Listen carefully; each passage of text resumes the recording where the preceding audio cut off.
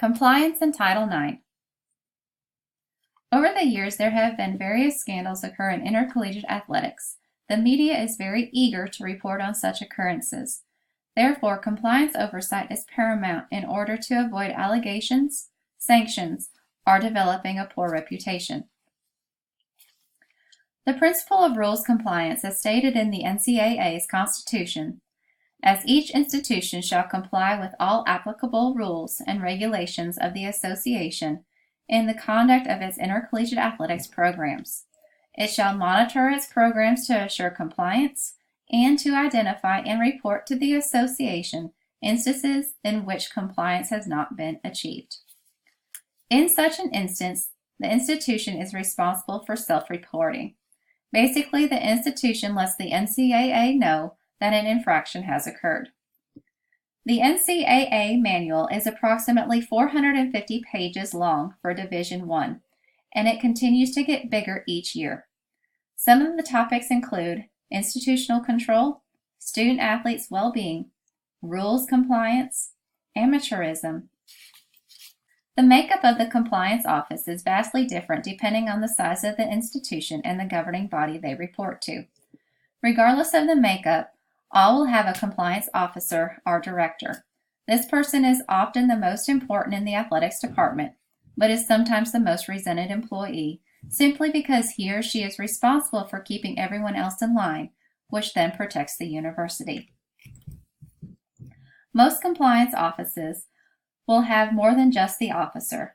It will be made up of various individuals who work together. Their backgrounds may vary from law enforcement, past experience with working with the NCAA, government officials, or sport-specific areas of expertise. Traditionally, compliance has been handled within the athletics department. However, that is not always the case. For example, Ohio State has moved its compliance office out of athletics to maximize objectivity. The compliance office is responsible for rules education. Education is a fundamental need for most, especially as new rules are added and others are revised. Most institutions require coaches, student-athletes, and staff to participate in workshops reviewing compliance basics. In the area of compliance, communication is vital. Emails or newsletters with compliance reminders can help reiterate topics that coaches and administrators need to be aware of. Compliance officers do not expect coaches or employees to know all of the rules in the NCAA handbook. However, coaches should know enough to realize when they need to call and get questions answered. Compliance education must go beyond just the university. This includes boosters, prospective student-athletes, and anyone else who may have a role in promoting the interests of the department. Recruiting is important to college athletics, but it can be volatile. There is a lot of pressure to bring in a top recruiting class, have attractive facilities, and set your program apart from others. Each year, anyone involved in the recruiting process at the NCAA levels is required to take and pass an exam that demonstrates their knowledge of the NCAA recruiting bylaws in order to become a certified recruiter off campus. The test is 30 questions long, and the person must make a minimum of an 80% to pass. If the person fails, they can take the exam again, but there must be a minimum of 30 days in between attempts. Each division and each sport has unique contact periods and specific rules. It is important that these be known and understood. For example, each year the NCAA releases the recruiting calendars for Division I and II. This designates dates for contact, evaluation, quiet, and dead periods. Division III are allowed to begin recruiting through unlimited phone calls and recruiting material as early as a prospect's first year in high school. Division I coaches are allowed to begin recruiting prospects following their sophomore year in all sports other than football and women's basketball. In the process of recruiting, it is important to understand the terminology. Contact occurs anytime a coach has face-to-face contact with a potential athlete or their parent or guardian, off campus, or anywhere the athlete is practicing or competing, and says more than hello.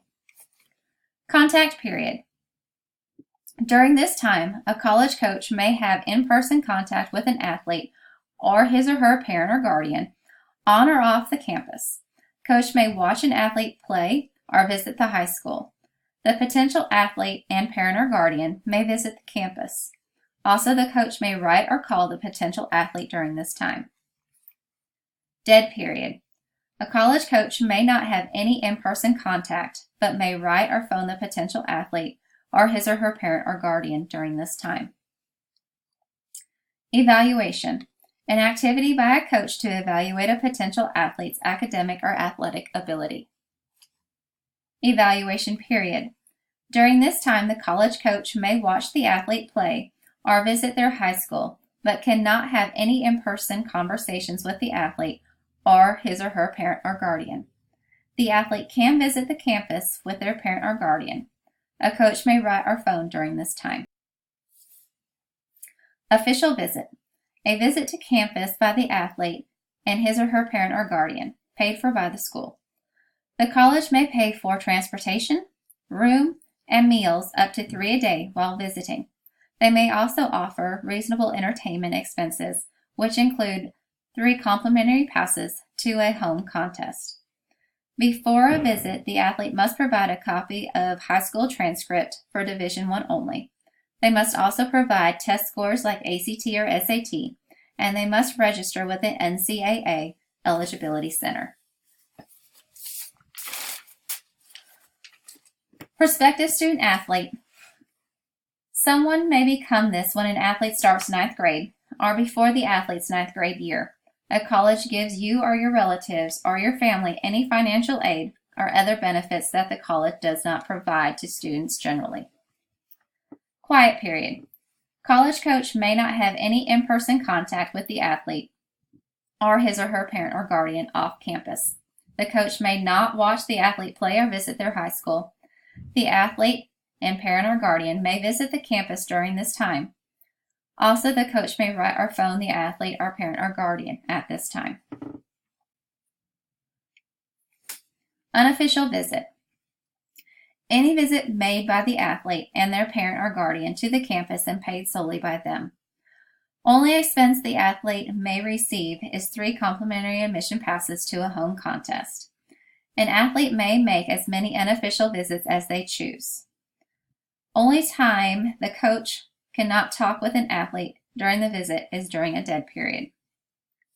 Verbal commitment describes a college-bound student athlete's commitment to a school before he or she signs or is able to sign a national letter of intent. This commitment, however, is not binding. Compliance officer's best effort. Violations will still occur. Secondary violations are innocent mistakes, typically involve an isolated or inadvertent breach that does not or is not intended to provide a significant recruiting or other type of benefit. Generally, these violations occur due to a lack of knowledge or a miscommunication between personnel. These type of violations are generally self-reported through a standard form and resolved administratively, often through self-imposed minor penalties. Repeated secondary violations can be elevated to major infraction status, in which the college becomes subject to the process and penalties associated with this type of infraction. Institutions accused of major infractions are investigated by the NCAA enforcement staff. Each NCAA division has an infractions committee. Members range from 5 in Division III to 10 in Division I. Memberships include lawyers, member school law professors, and members of the general public. This committee is responsible for assessing penalties against institutions or individuals who break NCAA rules. For any school involved in an investigation, it is wise to seek outside legal counsel and create a guide for the investigation. There are firms that specialize in addressing infractions. Compliance administrators can find a lot of information from 2 NCAA resources, the Legislative Services Database and the Compliance Assistant. The LSDBI provides a comprehensive collection of information about NCAA bylaws and processes. It is also a good resource regarding prospective student athletes' eligibility. The CAI allows compliance directors to keep detailed records regarding their institution's current student athletes and teams. This site provides a recruiting calendar for each sport by specifying what type of period is in effect. The site can also be used to run a multitude of reports, including eligibility and financial aid. Title IX of the Education Amendments of 1972 is a federal law that prohibits sex discrimination in any education program or activity at any institution that receives federal funds. Some important dates associated with Title IX include: U.S. Senate approves Title IX in 1972. In 1978, mandatory Title IX compliance date arrives. The Equity in Athletics Disclosure Act is passed in 1994, requiring disclosure of compliance data. In 1996, the Office for Civil Rights issues clarification of intercollegiate athletics policy guidance, explaining how schools can comply. Over the years, Title IX has received a great deal of attention in regards to gender equity in athletics, even though the primary focus of the law was to address discrimination in access to education, not athletics. In order to comply with Title IX, there are 3 areas that are addressed: 1. Participation, 2. Scholarships, and 3. Other benefits. One area of these 3 must be met in order to be in compliance. With participation, it is a 3-pronged test. Prong 1, proportionality. Providing athletic participation opportunities that are substantially proportionate to the undergraduate student enrollment. For example, if women make up 65% of the undergraduate population, then approximately 65% of the athletic participation spots in the athletics program should be filled by women. Unfortunately, this has caused some coaches of women's sports to be pressured into recruiting larger numbers of participants, which can lead to a poor experience by some on the team. Prong 2, program expansion. The history and continuing practice of expanding opportunities for the underrepresented sex. For example, a school can present records demonstrating the institution's decision to add programs both in the past and those they desire to add in the future. The OCR, which stands for the U.S. Office of Civil Rights, will examine the following factors. 1. Record of adding intercollegiate teams by sex. 2. Record of upgrading teams to intercollegiate status by sex. 3. Record of increasing the number of participants of the underrepresented sex. And 4. Affirmative responses to requests by students or others to add or elevate sports. There are 4 other factors that the OCR will look into as well. Prong 3, accommodation of interests and abilities. Effective accommodation of the interest and ability of the underrepresented sex. Some things that the OCR looks for under this prong include: 1. Whether an institution sees non-discriminatory methods of assessment when determining the athletics interests and abilities of its students. 2. Whether a viable team for the underrepresented sex was recently eliminated. 3. Multiple indicators of interest and ability. 4. Frequency of conducting assessments. And 5. Competitive opportunities offered by other schools against which the institution competes. Scholarships. Institutions that provide financial assistance to student athletes must demonstrate compliance within 1% to male and female student athletes. For example, if an institution has 60% male participants, the men should receive between 59 and 61% of the scholarships awarded.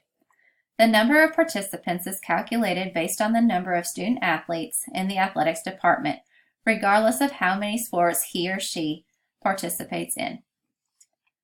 If a discrepancy of greater than 1% occurs, a school must demonstrate a non-discriminatory rationale for financial disbursement based on gender-neutral policies. Some things that may cause this would be unexpected fluctuation in participation rates, or possibly last-minute decisions by scholarship athletes not to enroll. Other benefits. These are sometimes referred to as the laundry list because it addresses equality in a vast number of issues. Some of these areas may include allotment and maintenance of equipment and supplies, travel and per diem allowances, assignment and compensation of coaches and academic support, locker rooms and practice facilities, others such as medical and training services, as well as housing and dining services.